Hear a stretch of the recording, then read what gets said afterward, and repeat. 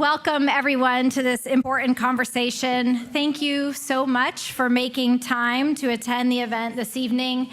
It's a busy week. I don't know about y'all. It's a busy week, during this holiday season. There's a lot of places that you all could have chosen to be this evening, and we are really thankful and grateful that you came to be here with us tonight. My name is Dina Kimball. I'm a director of the Blank Family Foundation and also the board chair of redefinED Atlanta. I'm also a parent who cares deeply about the education system here in our city. Our family foundation has always had education as one of our key areas of investment, and we believe that every child in this city should have access to a high-quality education. I personally believe we're not going to achieve full educational equity unless we understand and grapple with the historical context behind why we see large gaps in the educational attainment and opportunities that children of color and white children receive in our city and certainly around the world or around the country. In other words, we need to talk about the role of race and the role that it plays in educational inequity. We need to consider the merits of schools that engage thoughtfully and consciously with race in school design and instruction. And in a system that supports choices such as the ones you will hear about today, we also need to talk about the choices that white parents are making. I myself went to public school in Fulton County, and the students and parents of my elementary school, Herds Ferry Elementary, were 100% white. In the 80s, under Fulton County's minority to majority program, my schools integrated for the first time. And slowly but surely, for lots of reasons that no adult at the time articulated clearly to me, but whose reasons were certainly intuited by my young brain, my white peers began to leave the school system and enroll in nearby private schools. I look back on that period with some shame and some outrage and a lot of questions. What really were the experiences like of my African American peers who commuted hours a day to attend our school? What, if any, was the responsibility of district leaders to prepare our communities to manage through this change with integrity and grace? What were the whispered conversations between and among white parents? How painful and impossible was it for Clara Bradwell and Joyce Scott, two revered African American teachers at my school, to reconcile their status as beloved teachers with the decision by so many white parents to withdraw their students from our now integrated schools? What was the value of this integration experience when, in essence, my African American peers and I were tracked into different classes, participated in separate after-school activities, and did not sit together in the cafeteria? And mostly I asked myself, would I have made, am I making different or better choices with my own children today? I'm still grappling with those questions, and I'm so pleased that redefinED Atlanta and the Blank Foundation is bringing you this conversation tonight. Hello, everyone. My name is Ayana Gabriel. I'm a program officer with the Blank Family Foundation and a board member of redefinED Atlanta. I grew up in Houston, Texas, and was one of the children bused out of a predominantly Black and Latino neighborhood to attend another school in a mostly white neighborhood. In Houston, magnet programs were used as tools to integrate schools. Testing into gifted programs meant that my parents had much bigger selection of schools beyond what was in our neighborhood. In middle school, I boarded the bus at 5:45 in the morning, traveling 2 hours to school each way. I vividly remember the time I asked one of my white classmates, Sam, how long was his bus ride to school? He looked at me strange, shook his head, and said, I don't ride the bus to school. I just walk, or my mom drops me off. It made me angry. It seemed unfair that I had to spend 4 hours a day on a bus to go to Sam's neighborhood school. The travel time was not the only difference in my experience. From a very young age, I had to deal with the feelings and reality of attending a school not made for me, along with the mistreatment we sometimes got from both teachers and students who saw us as visitors in their school. I wondered why the adults in Houston didn't ensure the schools in my neighborhood were excellent. I constantly thought about my neighborhood friends who didn't leave the community to attend school and what it meant that they were stuck in the school that my parents refused to send my brother and I to. Leaving my neighborhood meant that I got a great education, yet I spent my whole childhood wishing I could just walk down the street to school. As many of you know, the busing system both Dina and I experienced were one of several strategies implemented in the 1970s to meet the requirements of the 1954 Brown v. Board Education Supreme Court decision that desegregated American schools. Yet today, 64 years after that landmark decision, by many measures, American schools are more racially segregated than they were in 1954. 1/3 of Black and Latino children attend schools that are 90% non-white. 1/3 of white children attend schools that are 100% white. The difference in America's schools are not simply one of demographics. Researchers who have studied the conditions of today's schools found that in most cases, majority white schools have more resources. The unbalanced distribution of resources in America's schools are recreating the very disparity that Brown versus Board was trying to eliminate. With this reality, that many children are still in racially and economically segregated schools, some educators had begun to consider the best models for school where the majority of both the children and the educators share the same racial background. These educators pulled to pre-integration tactics in conditions where Black Americans were forced to create education opportunities for their children with limited resources. In this model, teachers understand that they not only must prepare their students academically, but also with the cultural pride and competence to navigate a world where, unfortunately, racism will still impact their everyday life. The success of this approach is probably best seen in our nation's historically Black colleges and universities, otherwise known as HBCUs, most of which existed since the mid-1800s, including our local schools, Spelman, Morehouse, and Clark Atlanta. As a Spelman grad myself, I can attest to the effectiveness of the approach. Yay, Spelman. Other educators believe we should not give up on integration, that if America can truly integrate our schools, both racially and economically, we will all be better off. There is overwhelming evidence that shows that children who are not segregated into racially homogeneous schools fare better due to the higher level of resources afforded to more affluent, often white peers. That is why zip code is still the most predictive factor of the future success of children, more than any other metric. In this time when Atlanta is experiencing a more racially and economically mixed demographic of residents moving into the city, there may be an opportunity to push forward a vision of more integrated schools. I want to welcome Ed Chang, who is going to help begin us in this conversation today. Ed Chang is the Executive Director of redefinED Atlanta, and he'll continue us on.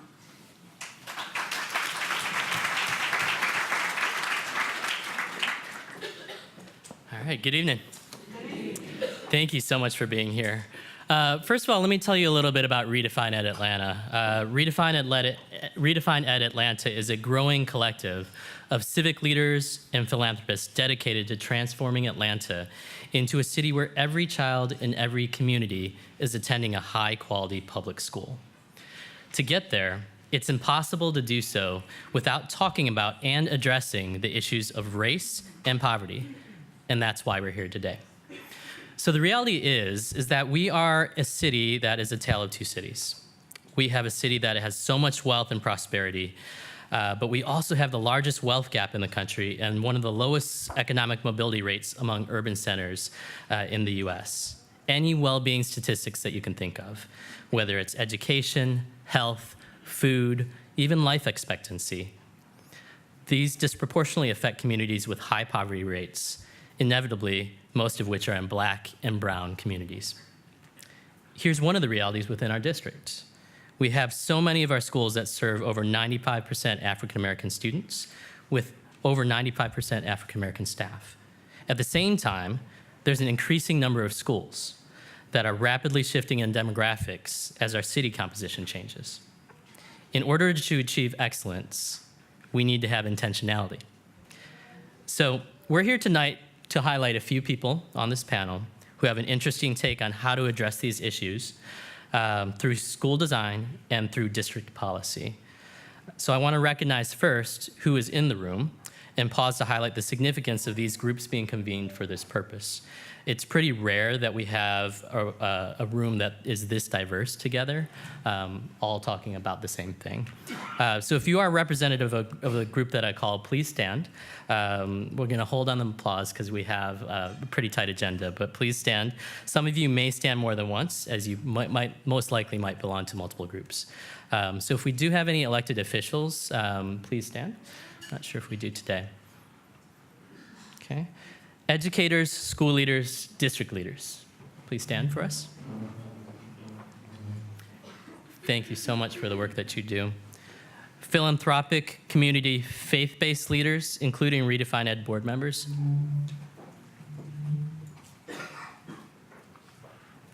Thank you. Nonprofit corporate partners, and I do need to make a plug, including members of this year's Leadership Atlanta class. Thank you for coming.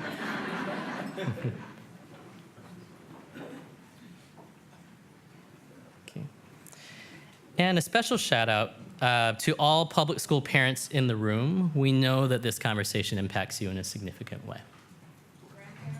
Grandparents, parents, aunties, mama, cousins and them. Perfect. Thank you so much, and thank you for being here. And like I said, it's very rare to have this many individuals of different backgrounds and different walks of life and different experiences coming together to talk about this. So before we get started, I wanted to share a few logistics, introduce who we've brought together to learn from. So take out your phone, please, if you could. Open Twitter if you have it. I recently just had a Twitter account this year, so if you have not followed the Blank Foundation or redefinED, please do so now. And we are live streaming this event, and we'll be doing videos. So if anything speaks to you, if anything inspires you, if anything touches you in any way, please use this hashtag for the event, hashtag A City Changing. So I want to welcome tonight's moderator. Many of you know her in this room, Kim Anderson, former CEO of Families First and founding board member and vice chair of redefinED Atlanta. And also joining our panelists, you may have noticed in the program that Alicia Johnson was in the program. She can no longer be here today. She just found out on Friday that she was named the interim superintendent of Indianapolis Public School District. So congratulations to her. We have Tommy Chang, who is no relation to Ed Chang, who is there are a lot of Changs in this world. Former superintendent of Boston Public Schools District, Christy Dragon, CEO of Citizens of the World Charter Schools. And Hiwet Senghor, I do want to name that she is an APS alum and Atlanta native. So founder and CEO of the Black Teacher Collaborative. So sit back, listen and learn, and we will reserve 30 minutes at the end of tonight's panel for some Q&A. So thank you so much. Thank you, Ed. So good evening. We're going to jump right into questions given that we have 30 minutes. Yeah. And I'm going to start with Hiwet. And Hiwet, just to ground us in our conversation, can you share a little bit about what is Black liberatory education and why is it important? And particularly, why is it important to a city like Atlanta that's changing? Yeah, so I'm going to read the official definition just so we get that quickly. So when Black educators draw on the historical traditions of Black teaching excellence and affirm, empower, and humanize Black students, as well as prepare students with the knowledge, the skills, the dispositions, and the tools to be conscious and active agents of justice and liberation for themselves, their families, and their communities. And the reason, quite honestly, why it's so important and why it's so important in a city like Atlanta is because fundamentally what I believe is a Black liberatory education comes at the hands and at the leadership of Black educators. And as Ed pointed out, we are a city that is made up of a school system that is 95% African-American students and 95% African-American teachers. And so if it is possible, I believe, for this country that has historically and consistently worked to counteract, if you will, the progress of African Americans, if it is possible for that to be different in an educational system, it is very much possible here. Atlanta, because of our rich history, because of our resources, because of who we are as a community, had the opportunity to really create classroom experiences and schools and a system that is in service to a true liberatory education. And that's beyond, that's not teaching and learning, that's not test scores, that is beyond that. But a system that will allow Black children to move into the world free and full of possibility to pursue the dreams that they have for themselves and have defined for themselves in service to themselves and their community. It is only possible if we can get it right here. And I think if we get it right here, then we can be an example for the rest of the country. And so that's why I think it's so important, especially here in Atlanta. Thank you. So Chrissy, in terms of continue our conversation and grounding our discussion, can you talk a little bit about what is meant by diverse by design schools and why are they important? And again, thinking about Atlanta and what you know about Atlanta, why diverse by design schools are applicable in a place like Atlanta. Sure. So on the front end of creating these schools, and I had the pleasure of co-founding our first school in Hollywood, California, a couple of things were true. First of all, I had a 3-year-old. So I was thinking about my family's values when I was thinking about finding a school for her. And I'm a mixed race person, so I grew up as a mixed race kid. And I always hungered for a school that had what I would call an expanded definition of success.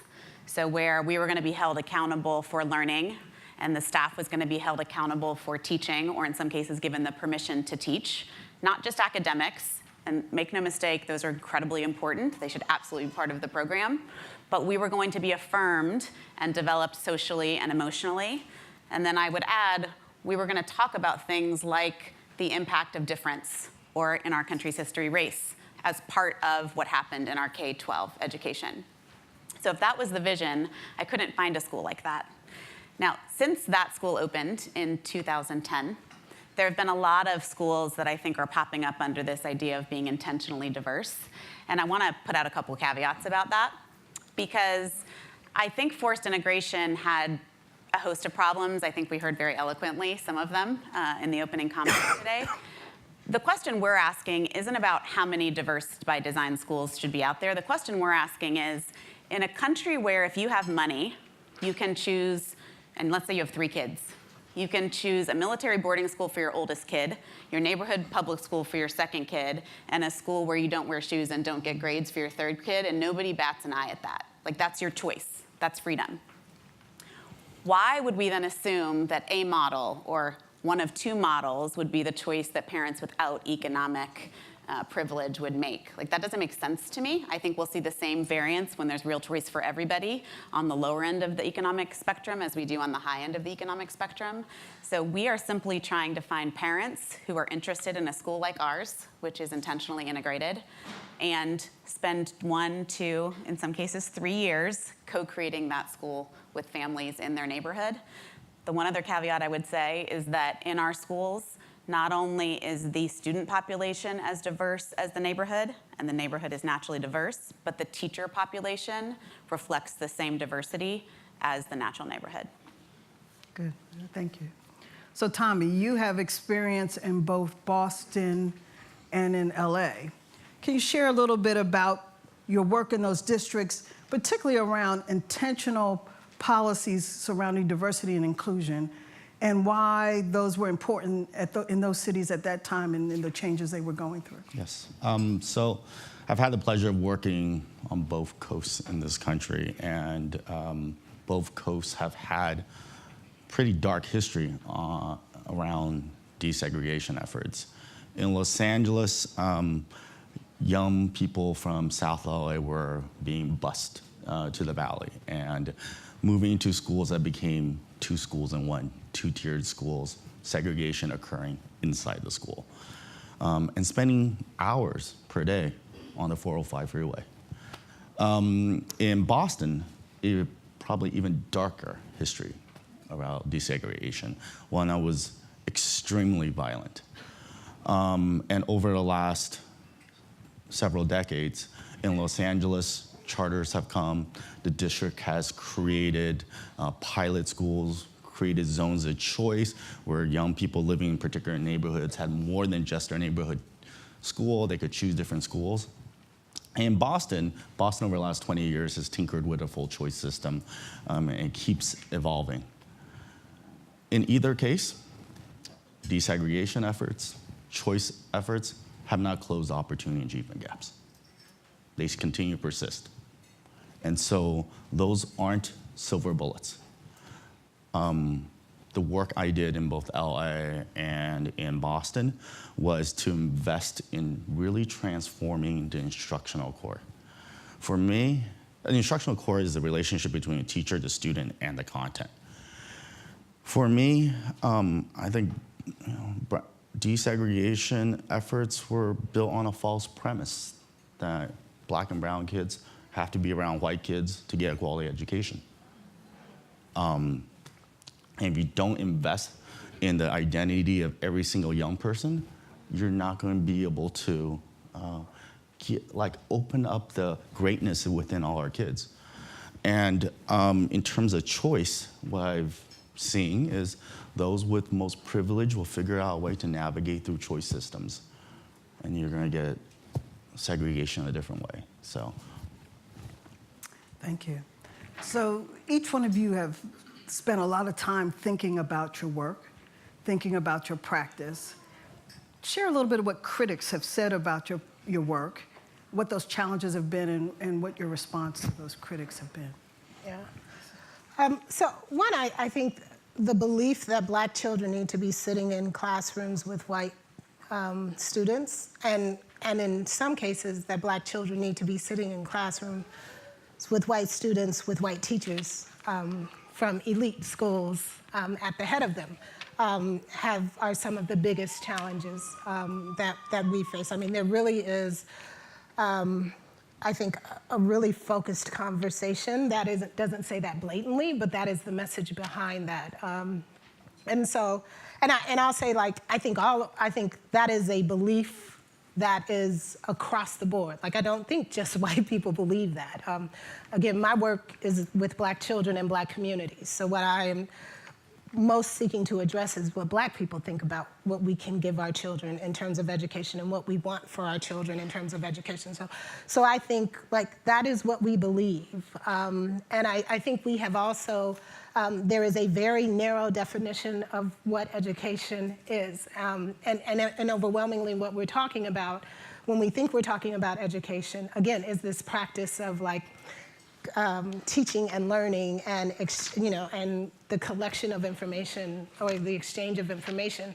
And education is so much broader than that. And when we talk about what white parents have and what parents, primarily white parents, because the truth is even upper class Black parents aren't really having the same choices that white parents are having. But when we talk about what white children are getting really getting an education, like a whole experience that does affirm their identity, that does speak to their culture and reinforce their cultural practices and their cultural norms, and equips them to really advance their cultural identity and define the world for their community moving forward. So I think we overwhelmingly at this point, when we talk about the achievement gap and all of that, we center it on a white middle class model of success, a white middle class model of achievement, and the student that we look for is a white middle class, like, we want our Black students to have the same experiences and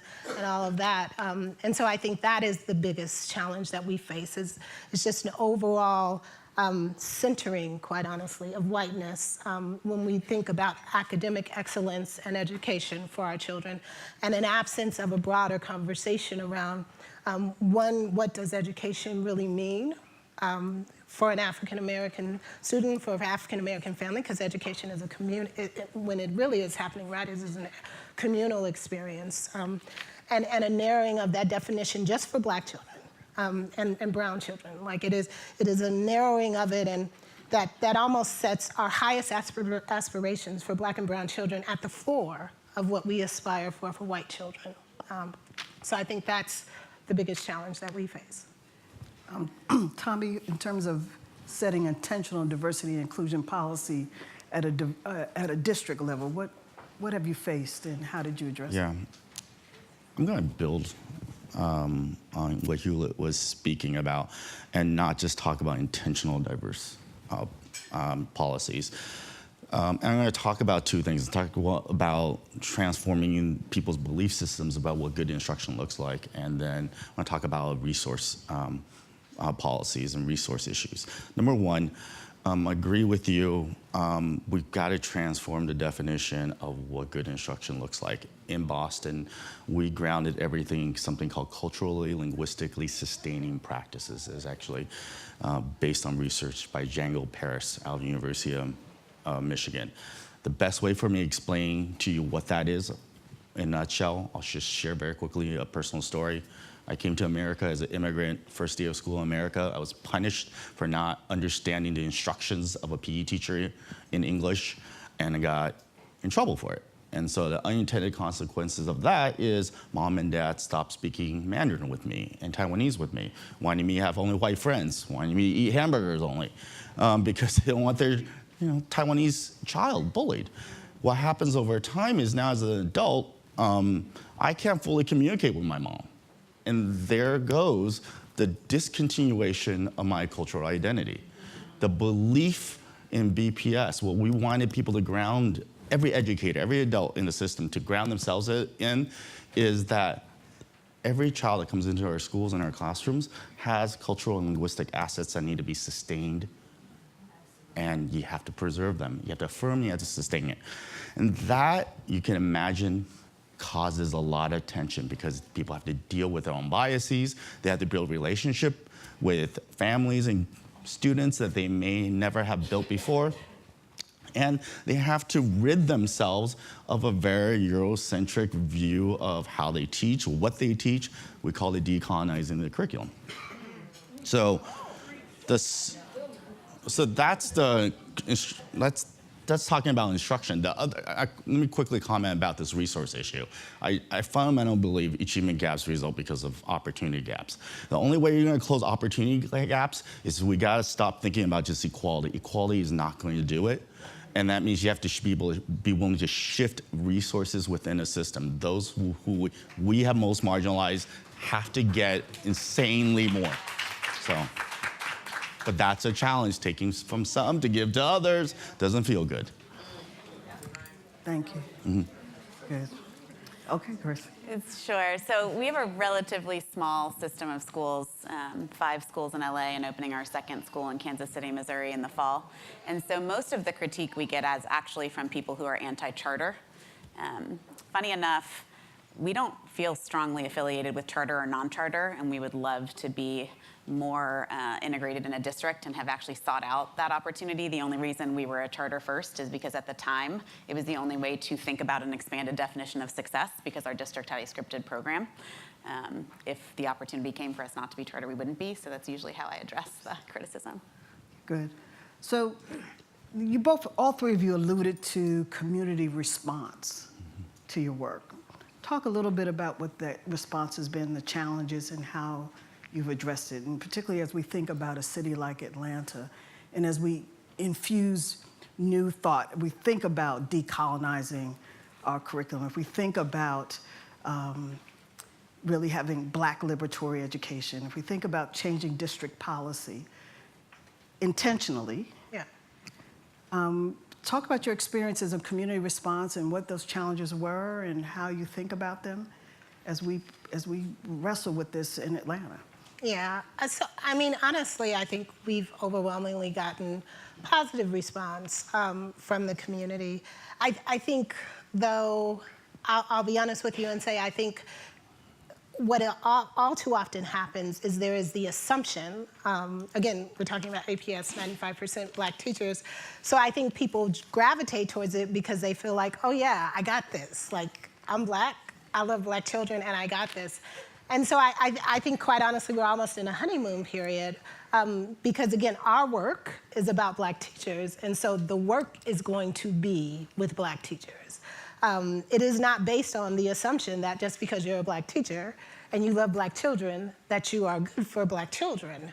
And that they're, like, our lift, our work, and it comes from a place of my belief that there's an amazing amount of resources now, again, being placed in this idea of preparing, and it needs to happen. I mean, culturally responsive pedagogy and all of that about preparing white teachers to not do damage to black children. Our work is about preparing black teachers to not just not do damage, but to do good. And that isn't automatic because the same things that are in the heads of white people that allow them to do damage and see our children in strange ways are in our head. They're in our head about how we see ourselves and then for how we see our children. And so our work is about, if you will, decolonizing black minds. And that's an even whole other level of work, especially, quite honestly, in a city like Atlanta where we hot chocolate and everything else that you could ever be, right? And so I think that is, to some degree, we've had a very honeymoon period. And I think it just speaks to sort of the nature of, if anybody knows anything about racial identity development, it just speaks to the nature of the sort of racial identity development arc, if you will. But there are times when it gets uncomfortable. And when you really have to unpack, again, like how I see myself, how I see my children, or other children, not my children, because we always see our children as different, especially, again, when we're talking about this long history of black educators in Atlanta, oftentimes being from a very much middle class. I mean, education is how many of us got into the middle class. And so when we're looking at other children who don't necessarily come from our same socioeconomic background with a different lens than we see our children. And so I think that's where like our real work comes, is in really engaging with black people. And it's a process of healing. It's a process of re-educating. And then it's a process of empowering and encouraging them to go out there and, again, like give our babies what they need. But it is, it's a work, and it's a work for a group of people who are already giving so much. And doing so much. But I think, and then of course there's the things of like a district is 95%, that means there's 5% that aren't black. So what do you do with those 5% and things like that? But I think if we look at it through the lens of what is best for our children, and stop looking at it through the lens of, you know, like what is the trend now? Because diversity is a very trendy thing now, one of my mentors always talks about, especially when you're talking about black and brown children, every year there's some new experimentation. So last year we were socio-emotional developing, and now we're trauma, what is it? Now we're doing trauma-informed instruction and all that other kind of stuff. And in the midst of this, again, like we're not doing anything with the trauma that's in our teachers. And we're not doing anything. I always think about, I was working at Teach for America during like some of the most turbulent times in the last couple of years with Trayvon Martin and things like that. And we would always do these like huge SWAT efforts to make sure our teachers were equipped to engage with our students.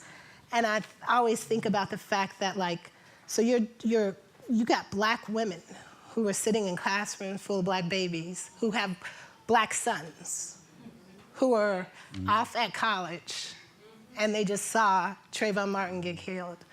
And again, so in that space, who is talking to black educators so they can make even more meaning out of that moment when they're engaging with their students? And so I think that's where the work is, really helping our teachers do the work that they need to do to be best for our kids. Okay. Great. Christy, challenges and how you've dealt with them. So on the community side, I'll tell a story that I think may be relevant, and I know I've spoken to a couple people who are working on different efforts that they might describe as choice efforts or innovation efforts. In Kansas City, at the time that we expanded to Kansas City, we don't have a big expansion plan. So some charters have like, they're gonna have 100 schools, and we've never been about that. But we are interested in where parents are organized and pulling us in, or pulling us in and they get organized by way of doing that. And so something got forwarded to us by Kansas City. There were 400 parents already organized. They had written up what their dream school would be like, and they had posted it up online, and you could apply to their process.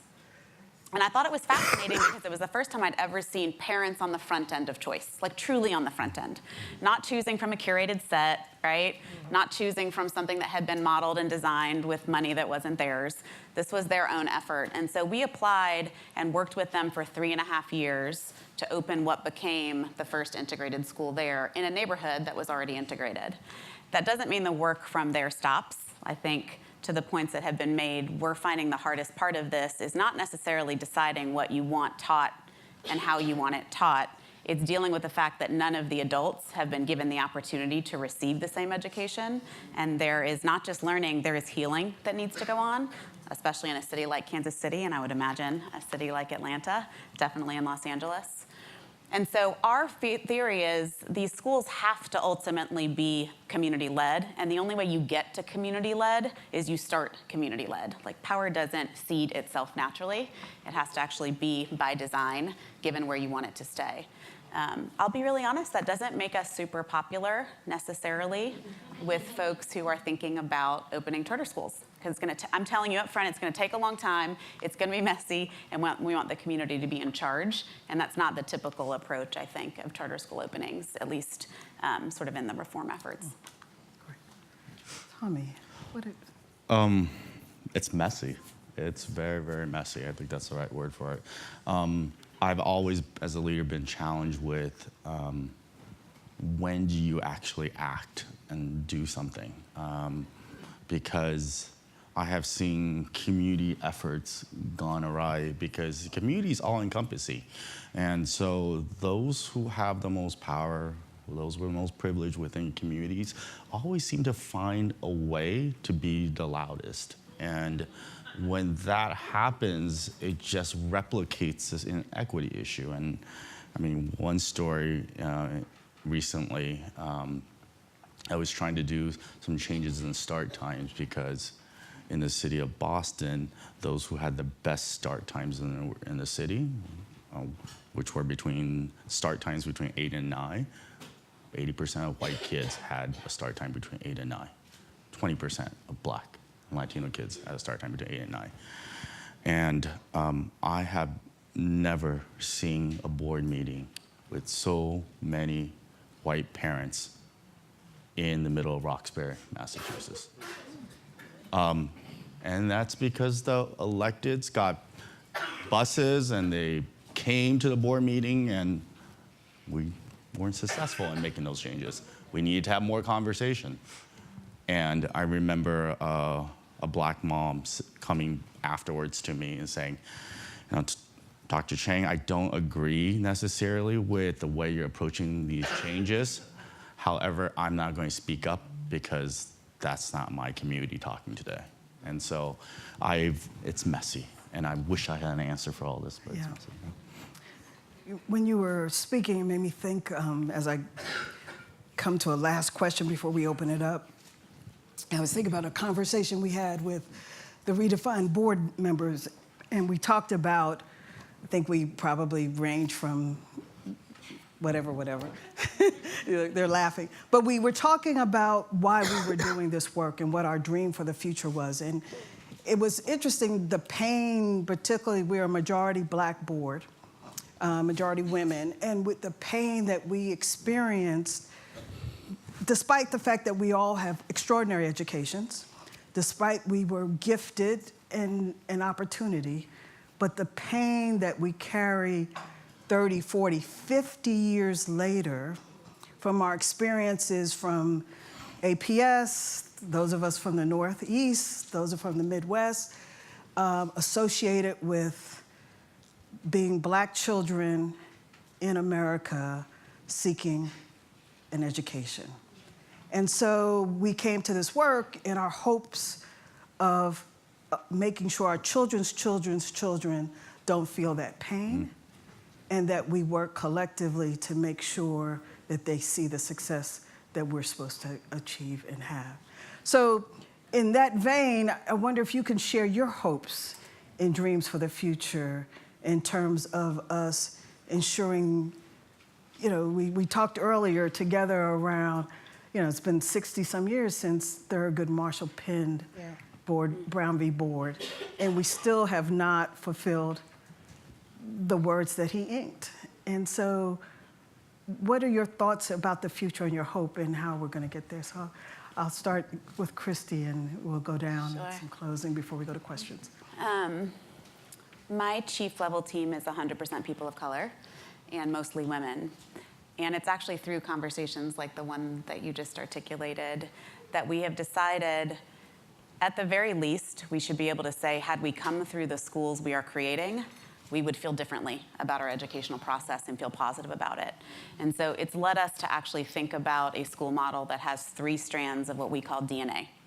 There are core academics, there's social and emotional learning, and there's a 3rd strand called difference and inclusion. And that strand, we believe, isn't actually present in most schools, no matter the composition. And so if those 3 strands are there, the hope is that we would be valuing the whole child who's sitting in the room in a way that gets us to a place where people are really free. Because success right now, that word's not even working for me because it has so many connotations. It's really about freedom, which right now I think we're actually very far from. Thank you. Tommy? It does feel tough, right? Like where we're at as a country, and we're not even a horse and buggy rate, speed, where it feels like we're actually going backwards. However, I think the bright spot over the last several years is young people. I think we have to lend our political power to young people, because the conversations young people are actually leading in this country are the right ones, and we got to get out of their way. So I think there's something about schools built around student empowerment, student voice, letting them lead. They have access to information in a way that we never had when we were growing up. So I think there's something there. I haven't fully delved into it as much as I really need to, but something about student empowerment. Thank you. Hewitt? So I think driving up this today, I was thinking about, like, what is my dream? And I think it is like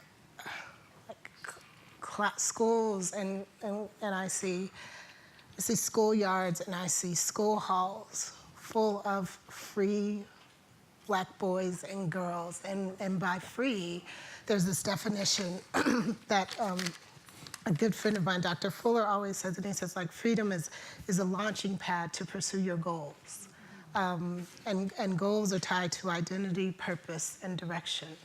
And I see schools where Black boys and Black girls have a sense of who they are and have a sense of where they can go as being limitless, and wherever they will go being tied to a sense of purpose and commitment to their community and to their people, and then being equipped with the skills and the tools and the ability to pursue that. And just being, I literally was on a text exchange with a couple of my girlfriends, and they all have little boys, and they said, like, wouldn't it be nice to have a school where our boys are just free and happy? Mm-hmm. That, like, if anything, that is what, for me, this work is about, and that is tied to, again, like, their intellectual excellence, their just joy, and that they are walking proudly and boldly and fearlessly, defining a future and being able to shape and make that future for themselves and for our people. Yeah. Thank you. So join me in thanking our panelists, but more importantly,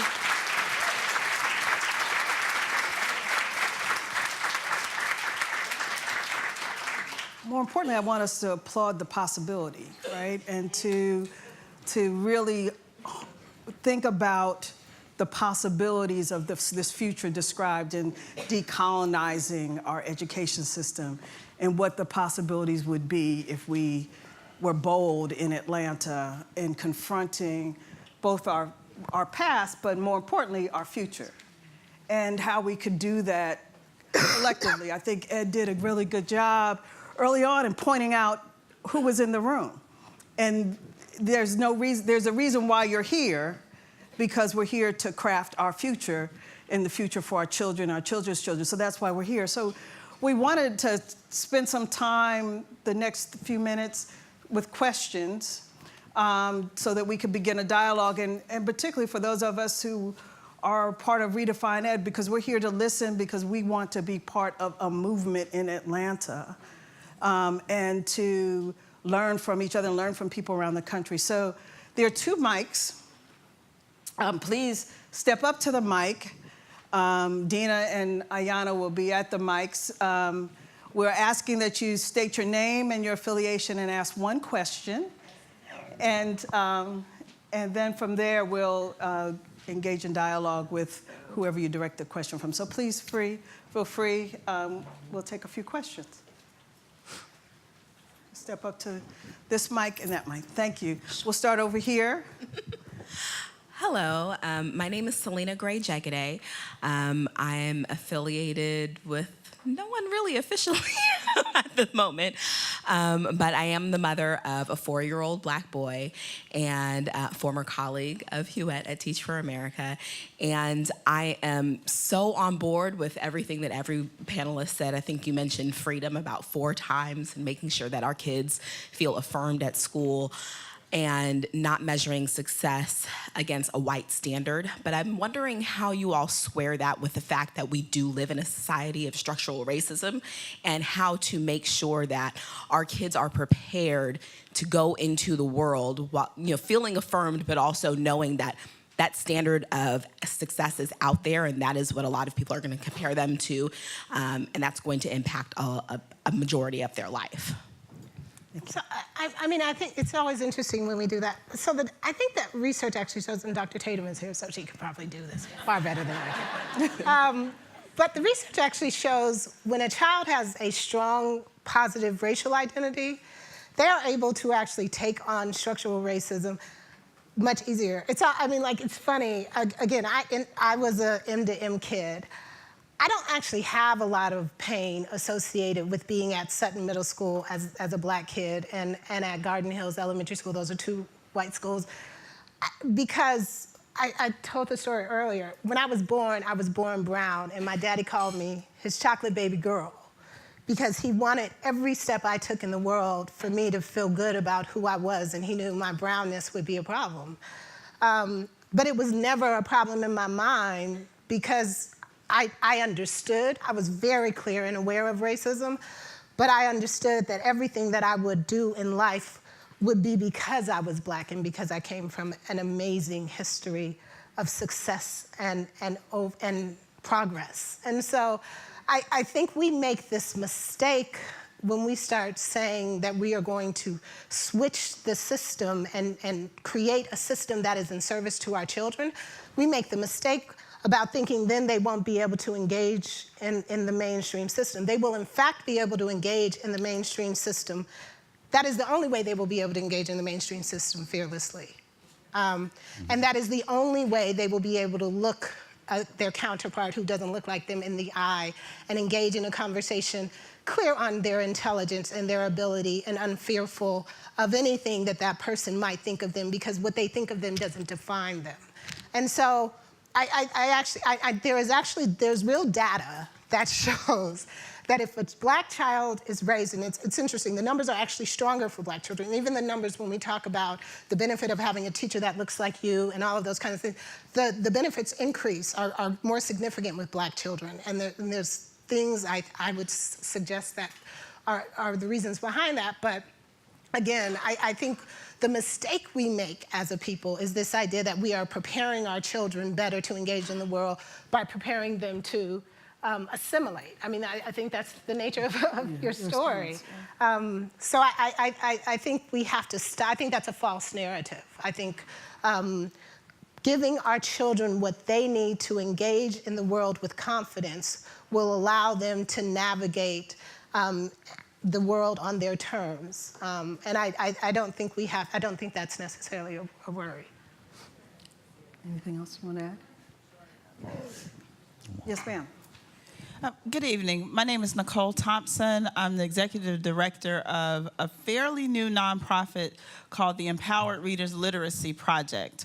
And I'm an attorney, 20 years experience in civil rights law. And my 6-year-old daughter came home last year from her first day of kindergarten, just really distraught by the fact that more than half of her classmates in kindergarten did not know the alphabet, couldn't write their names, let alone read. And so she challenged my husband and me to help her figure out a way to help her friends learn how to read. So we did some digging. We were going to give away books and all of that, but then we really started unpacking this issue, this epidemic of illiteracy in our city. And our daughter goes to Parkside Elementary School, a Title I elementary school right here in Atlanta, and 78% of the kids in her school in 3rd grade are not reading proficiently. And through our research, we've determined and we've uncovered that that is the marker where our kids are tracked. And from that point on, prison cells are being built for them. 2/3 of them are more likely to end up in jail on welfare. You know the statistics. And since I'm new to this sphere, coming from law into this, I really want to get your perspective on what you think about the illiteracy epidemic and how it's impacting our children's ability to be able to really pursue the fulfillment of their educational opportunities. Because we are of the mindset that if we can get our kids excited about reading, get their parents engaged and understand that literacy is a necessary component that they have the ability to actually impact, that then all of our kids can go on to succeed. And our daughter, who's now 6 years old and is doing phenomenal things, won't be the only one in her room, in her classroom, that gets it. You know, so can you kind of speak to what that illiteracy epidemic looks like for our city and for our country? Yeah, I think 3rd grade reading is something that's typically tracked, and I think Coates has written a lot about 3rd grade, that 3rd grade reading score being used to determine the number of jails are built. I don't know how true that was, but I believe him because he's Coates. I will say my experience, it's kind of late. Okay. In the city of Boston, we saw that access to high quality early education was cut along socioeconomic and racial lines. And so ensuring that it starts even before kindergarten and there's high quality education, that means teachers who are trained, high quality curriculum, and that's an investment. That's an investment a city needs to make because states aren't paying for it anymore, and so a lot of that is coming from city. So. Thank you. Anybody else? We'll go over here.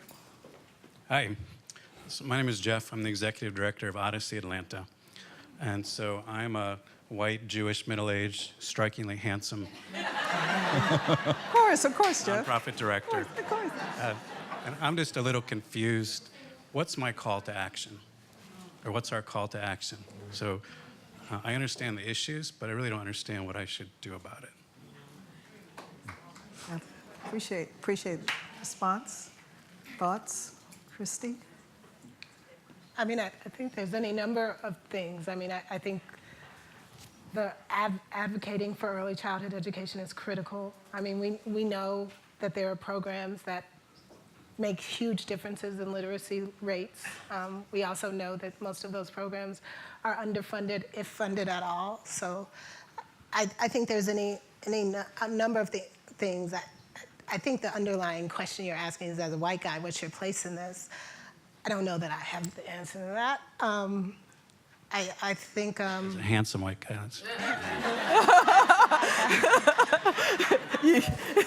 Oh my God. I think the thing that most often gets said is like, give up your resources. Like, let me stick you up and give, because the truth is you have an overwhelming access to resources that I don't have. But I think that's an oversimplification of it. I struggle with, give up. Yeah, I think the answer is always give up your access. I would hope you are grooming somebody so that the next person who takes over Odyssey looks like the kids that you guys are serving. I know you guys do great work, but I hope you are making sure that the next person who takes up that mantle looks like the kids that you guys are serving. I think that's an important step. I would take a risk because I may say things you've already done. But because we have integrated schools, our parents ask us a lot of questions, specifically when we're dealing with that third strand of our difference and inclusion, but even in the social and emotional strand. And I think deeply engaging in the process of educating yourself matters. And so I don't know what that means for you, but I'm happy to talk about what it means for a lot of our parents who are deeply committed to equity and may not have all the understanding they need to have across all the different topical areas they need to do the real work. I would say the same thing. Show up at places where they wouldn't expect you to show up. I remember going to sitting at tables where they didn't get why someone that looked like this would show up at that table. But that discomfort was probably what led to the most learning for me. And it was a lot of self things that I had to deal with and had to deconstruct. And so go places that make you highly, highly uncomfortable. Over here. Good evening. I'm Aaliyah Bhatia. I work at Big Brothers Big Sisters, and I love how coming into this conversation we challenged the premise of diverse schools, and I think for someone like me, I sometimes need to hear that a little bit more often because of where my biases come from. But for those of us who are interested in continuing down the path of exploring that, Christy, you spoke about a model that brings together parents that have already gotten together that are from an integrated neighborhood. I'm biased to feel that integrated housing can also have an effect on diverse schools and well-integrated schools in the most thoughtful sense. Are there other models that you've seen either in the US or internationally that as we're thinking about this topic in Atlanta, and in particular thinking about the fact that I'd say that there's still some pretty hard lines in terms of how communities and neighborhoods are cut within our city limits. Are there models that you'd ask us to explore as we think about the possibility of more diverse schools in our city limits? I tend to lean toward the parent-driven processes, and I think it's to be determined if they're actually going to feel successful for all the parents involved. So I think talking with parents directly who are part of these processes is what I would recommend. But a process was run by a group of parents in Oakland, and I can share these resources with you. Ed, just recently, a military base ran a process in DC that had a lot of different political perspectives that I think would be really good to dig into the details of, because at the epicenter of all this is power, right? And if you're trying to create an equitable city, you got to really understand how that power is being distributed. That's one thing. The second thing is, and I think this is sort of the harder thing, is if you want to run an integrated school, I think the first question is like, why? The answer to that may actually be where you stop the conversation, digging deeper and deeper, asking why 5 times, frankly, until you get to a real understanding of what it is you're trying to do. I think you have to be purposeful about every single decision you make. Otherwise, we know what the default is. Like the American default is that certain kids end up successful and certain kids don't. Even within the walls of the same school, all the time.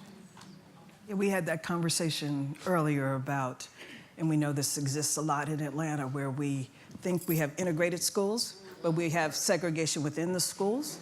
And we have to tackle that. That's a big issue, even in integrated communities. We are integrated because we live in the same block, but we don't interact.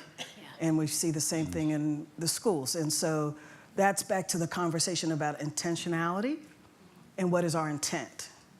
And is our intent noble, and is it the right thing for children, or is it to pacify adults? And if you're not grappling with gentrification as part of that conversation, then you're not having the real conversation. Yeah. Yes, ma'am. Good evening. My name is Alicia. I'm a former state legislator, and so I have a policy question. When I think about the work that we've done in Georgia over the last 10 years, I think we tried to do all the things we believed would drastically change education for kids. You know, teacher, leader, evaluation systems, allowing the state to create charter schools. The list goes on. And I have to say, I'm not sure 10, 15 years later that we really made the kind of impact that we intended. And lots of folks sacrificed a lot to make those things happen, and we don't have the results that we wanted. And so my question for the panel is, if you believe, like I do, that many of these changes can be made at levels of power, whether it's the superintendent or a school board or a state legislature, what are those policies that you've seen other places or that we should be talking about that are those levers to make drastic change for a lot of kids real fast? Tommy? Assemblywoman, thank you for being such an equity warrior always. I don't know what policies have been able to close opportunity achievement gaps. I think it's fundamentally about what I said earlier. You've got to transform what goes on in the instructional core between the relationship between an adult, a child, and with their learning.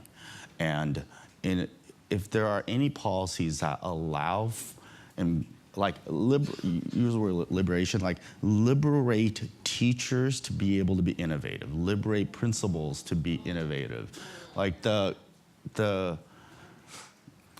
systems are not the point of change. It's schools. Schools and classrooms are where change really happens. So if there are ways to liberate teachers and allow them to really be innovative, I think those sort of policies. But I don't know if school boards or states or districts have ever figured out that secret sauce. So.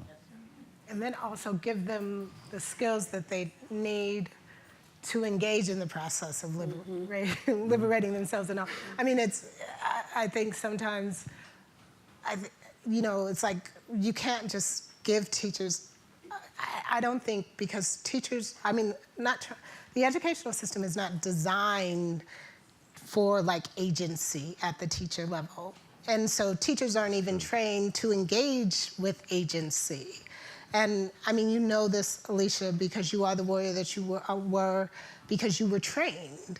And so I think we don't train teachers and give them the skills and the knowledge that they need to even do, if you gave them that agency, what the heck would I think in many cases they wouldn't even know how to engage in it, not because they're not intelligent and not because they don't have ideas, but because we haven't trained our teachers in that manner. And so I definitely think it is this idea of decentralization, but I then think you also have to think about how are we equipping teachers to take these little ideas that they have in their mind and to build it out and to figure out how to implement it in a way and how to learn from it and all of these. I think about how many fellowships and opportunities there are for us as social entrepreneurs and leaders, and how many fellowships there are for superintendents, and it's all about taking your idea and how to build it out and all of this other kind. We don't give that to teachers. Teachers don't have that kind of training, and so we have to give them that too, I think. Hi, my name is Tanae Traylor. I'm with an organization called the Candida Fund. So I'm curious, a lot of things that have come our way around innovative school models, right? I get I'm in philanthropy. There's all these smart models of how you can do school better. Every single time I have these conversations, there is no conversation around Black liberation, cultural linguistic, decolonizing, and no one's asking. And I'm seeing large investments into these models. So I guess I have two questions. One, how do we, on this side of the table, ask the right questions? And I guess my other piece to that is what is working that we can lift up to push forward? Because I think those two things are not happening with these innovative school models that are coming to at least the tables that I sit at. So I have a strong feeling on that. My colleagues who are in that space, they don't want to go to beg for money. They don't want to show up at somebody else's table.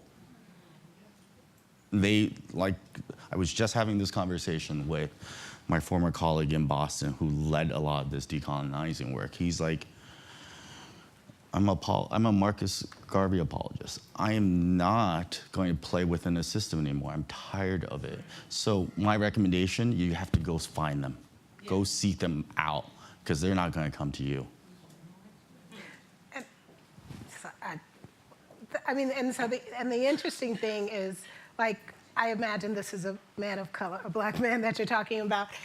And the thing I always struggle with is that at the same time, like, quite honestly, white men, because of the agency that they feel, there's probably some white guy who has, like, put a proposal in front of somebody with all kinds of Marcus Garvey ideas and ideologies that's gotten funded.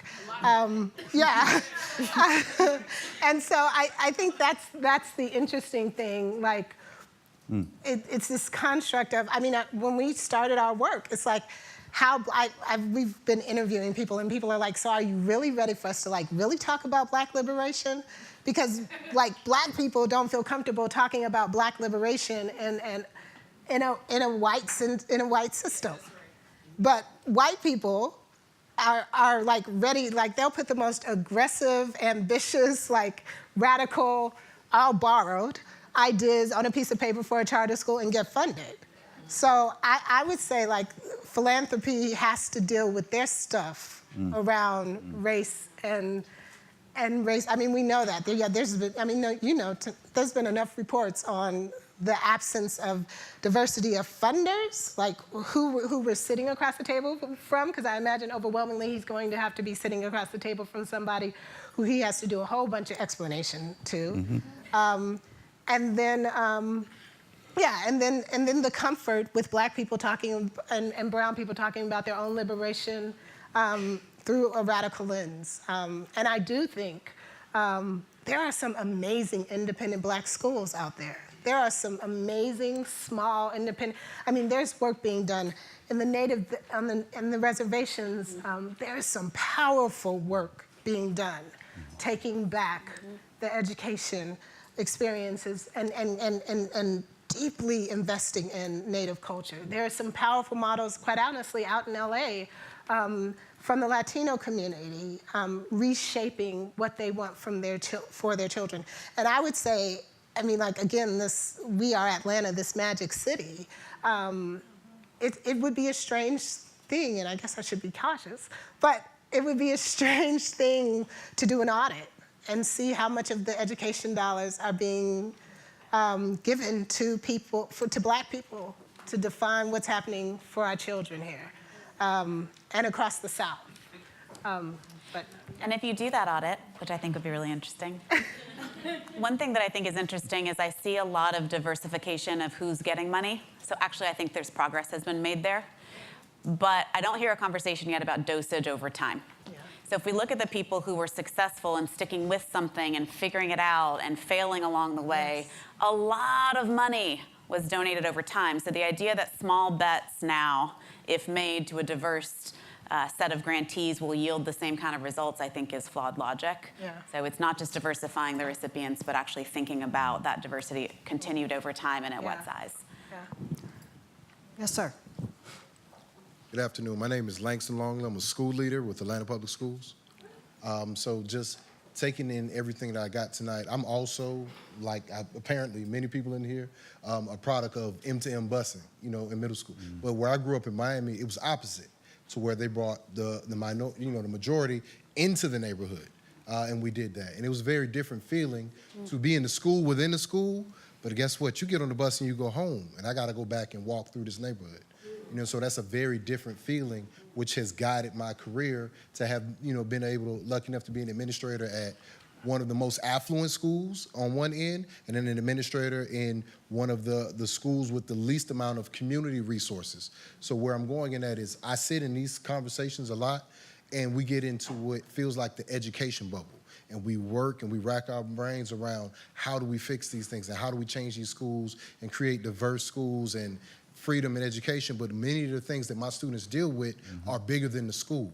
There's societal issues, there are community issues, but we have to address the public and the private sector who, as we talk about the city of Atlanta changing, have a lot of undercover influence as to where lines are drawn, who goes to school with who, what decisions are made.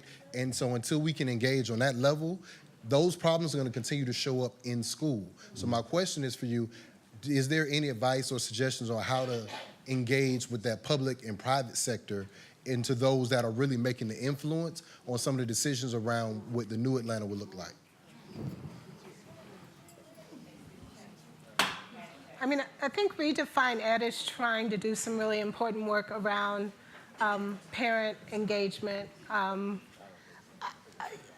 mean, I don't, power concedes nothing.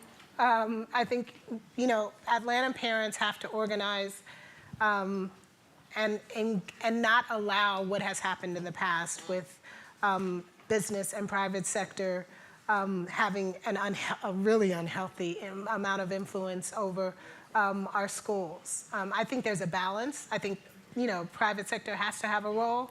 But and again, like, this is one of the ugly things that I don't think we like to talk about.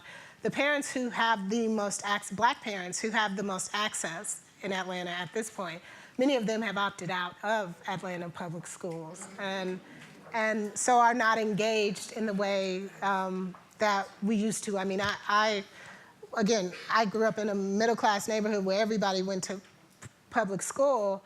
Now none of my friends send their children to public schools. And so I think that's a conversation, quite honestly, that Atlanta Black community has to have, which is, do we really care about what is happening in our public schools since we are no longer sending our children to them? And there's all kinds of, like, real insanity behind that because we're paying $30,000 a year for private schools when many of us know that, like, intergenerational wealth, that money would be very much better put to use through, you know, investing and being able to pay the $60,000 that you're gonna have to pay for them to go to Spelman by the time they get ready to go to Spelman or Hampton. Yeah, I think what has happened because Black middle-class parents have opted, I mean, in all candor, Black middle-class parents have opted out of APS. It isn't on trend to send your children to APS. So I wanted to say, like, thank you, because it is not happening. And I think there's some real things that APS needs to do to attract more middle-class Black parents. But the power, I mean, again, when I went to a community high school. I went to Douglas High School, proud Astro, but it was a mixed income Black school. Marvin Arrington's children were sitting next to me, and my best friend who lived in conditions I had never seen, who literally, when I dropped her home for the first time, I went home and cried to my mother because I didn't know people lived like that in America. But we were in the same classroom. And that was the power of Atlanta, I think, in the 80s and the 90s. But we don't, you know, we oftentimes don't send our children to public schools anymore. So it is now a system, I mean, our deputy superintendent, it's now a system of overwhelmingly low-income children in a way that it wasn't historically. Other comments? Oh, we have a question over here. Oh, Leslie. Hey, Leslie Grady with the Community Foundation. Perfect segue, both about it being a societal, you know, issue and a family issue, right? Where children, their initial unit, the place where they start in the morning and go home in the afternoons. First, where's the handsome guy who wants to figure out? There you are. I should have known. So make yourself uncomfortable in situations, but also speak up in the comfortable ones where I'll never be. Okay? So when you're celebrating over the holidays and doing your thing, and you're in that crowd, push your friends, talk to your friends, tell them what you're hearing, because those are the spaces where we're not going to be, and where you'll really be revolutionary. So that's just a little bit more what. So parents is what I want to talk about. I think that, you know, part of developing this healthy consciousness is making sure that kids exist in an environment where that's supported. No different from being in a low literate household is not going to help the literacy of a child, or et cetera. So how do you have and engage, and I'm curious, in parents in this conversation, in this exploration, in this shedding of the old and adopting and gaining their own agency so they can be a part of it? Because it seems like once Not it seems like once you kind of fall through the gap or don't make it, and you're an unemployed adult, or you're a low literate adult, or you're a poor adult, you know, with low income, all of a sudden you're in a different system and folks are looking at you and it's like you're separated from your child and your family, which are the units. So just curious about how you pull that together for the good of the children and the schools. Chrissy. I think it's really hard. And I think it's really hard, especially in low per pupil states where funding is already stretched and you're putting more and more on teachers to cover more operations and more that's outside of the classroom to begin with, because the parent's first place of interaction is the teacher, right? The place where you feel the most trusting, if it's a good, positive relationship, is with the teacher. So I think on our hardest days, it's in parent interactions, specifically where we've decided to go deep on race, and there's pain. And I don't know for sure they're gonna show up the next day the way the student is, right? I also find, and I don't wanna over-dial on this, but if you've come to our school, your identity is probably that you value diversity. And so we are messing with your identity a little bit when we're having these conversations. I wouldn't say that we know how to do that really, really well yet, but we're gonna die trying. Yeah. Anybody else? Final question? Okay. Good One more evening. question over here. I'm Laura Deisley. I'm Executive Director, Founding Director of Lab Atlanta, 10th grade semester school for kids around the city, whether they're black, brown, purple, wealthy, south side of town, north side of town.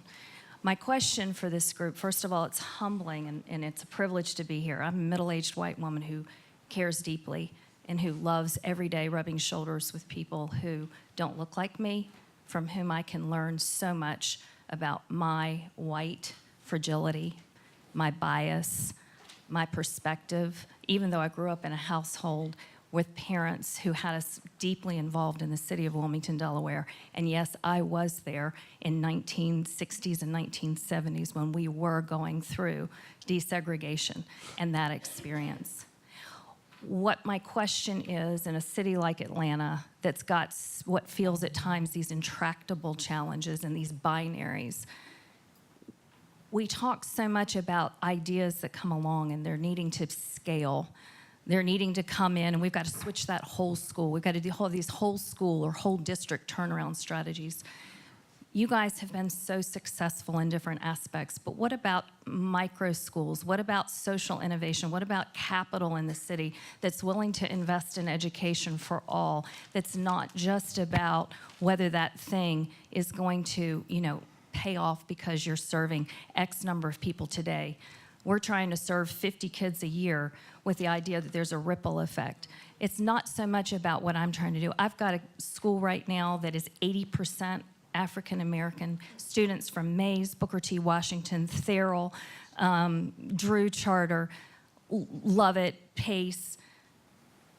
But they're in there and we're working hard. It is so messy to do this work of what does it mean to be seen, to be heard, to have a diverse faculty, to have a kid come from Jackson High School over and say, Ms. Deisley, this is a diverse faculty. We've got 2 white faculty and 3 black faculty, because he's never had a white teacher. So I'm asking the question, when we talk about social entrepreneurship, we talk about education, I want to support, I want to be part of the change strategy, but I can't figure out how to fund it.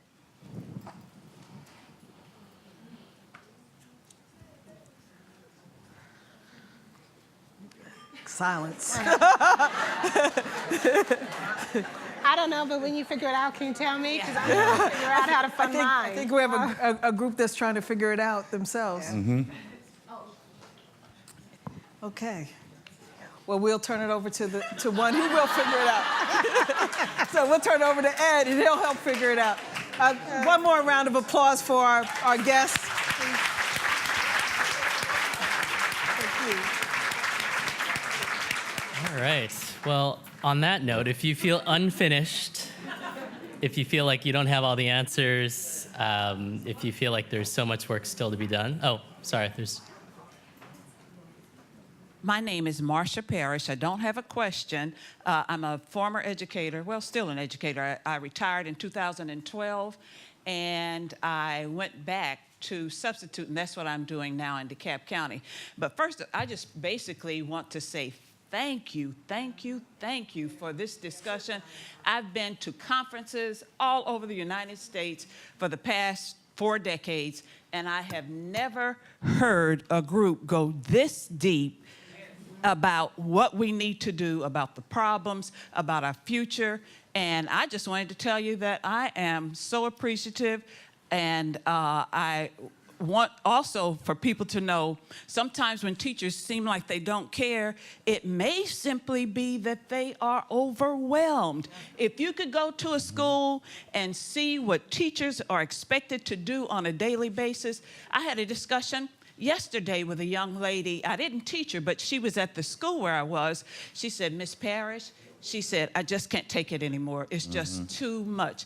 Do you know how many times I hear that conversation from young people who have spent 4 or 5 years studying, preparing, getting their degrees to go into education? Then they get into education, there's all this administrative stuff. Not that the administrators in the school are having them do, they are coming up with these ideas for things for them to do, but a lot of this stuff is coming from a national level, and they put it into the schools, tell the teachers they have to do all this stuff. They are absolutely overwhelmed. They don't have time for their families. They don't have time to have any kind of a personal life. They take all this work home. They are some of the most important professional people in America and some of the most overworked and underpaid. Thank you again for this.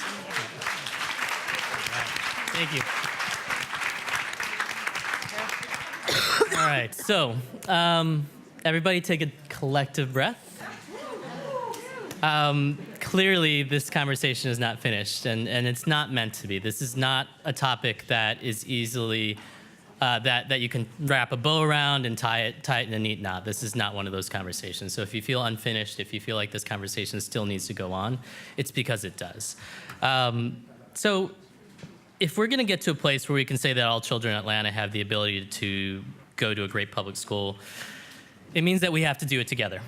Oftentimes, I feel like we tend to rely on the superhuman efforts of single teachers, great principals, superintendents, deputy superintendents, and great staff within the district. But the reality is that this work is going to take time. No one can do it alone, and we need to do it with intention. And I think the one thing that was the through line that you heard all the way through each one of these panelists is that intention matters. I wrote down a couple quotes, hashtagable quotes. I'm still new to that whole tweeting space, but you know, this idea of liberating teachers to be innovating, liberating principals to lead boldly, and also giving them the skills that they need to be successful. This idea of not just being about success, but it's about freedom, not just about learning, but there is healing that needs to happen. People need to deal with their own biases, build relationships, and this idea of decolonizing. It's one of the first times I've heard about this idea, not just decolonizing curriculum, but decolonizing within Black and brown minds and things like that. And so I hope that this was a rich conversation for you all to have and to reflect on. And so if you are sitting in this room today, it means, I hope, that you have an interest in education and our collective city's children, and that you can be part of the solution. We have to keep facing brutal truths about the barriers that our communities face. You know, the principal over here had mentioned, you know, it's not just about this conversation, but there are other challenges that our communities do face. And we have to keep having conversations about poverty and race because it matters. At the same time, we also have to have an unyielding belief that this work can get done, and together it will be done. And so we hope that you continue to show interest and engage deeper in the work. So if you are interested, please take out, so from one handsome Asian man to the handsome white Jewish guy, Jeff, call to action, last page in our program. This is one of those things where, you know, we don't have the answers, but we want to learn together, and we need your voice at the table. So a couple things. If you haven't followed us or Blank Foundation on Twitter, Facebook, our social media, please do so. That's where we're going to send out any updates, things like that.